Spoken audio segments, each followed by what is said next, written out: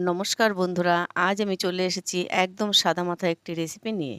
মা ঠাকুমারা করে থাকেন, বিশেষ করে প্রসূতি মায়েদের জন্য। প্রসূতি মায়েদের খুব উপকারী রেসিপিটি বানানোর জন্য কলমি শাক নিয়ে নিয়েছি কিছুটা, ৫-৬ কোয়া রসুন, ১ বাটি ভাতের মাড়, কিছুটা কালো জিরে।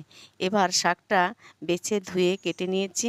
গ্যাসে একটা কড়াই বসিয়ে কড়াই গরম হয়ে এলে পরিমাণ মতো সরষের তেল দিয়ে হাতে ডলে কিছুটা কালো জিরে, রসুন থেতো করে ফোড়ন দিয়ে ধুয়ে রাখা কলমি শাক দিয়ে তার মধ্যে লবণ হলুদ দিয়ে নেড়েচেড়ে ১ বাটি ভাতের মাড় দিয়ে দুটো কাঁচা লঙ্কা দিয়ে ভালো করে ফুটিয়ে শাকটা সিদ্ধ হয়ে এলে নামিয়ে নিলেই তৈরি।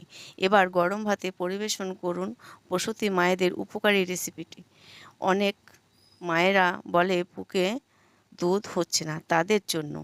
আমার এই রান্না আপনাদের কেমন লাগলো জানাবেন। ভালো লাগলে লাইক, কমেন্ট, শেয়ার করবেন।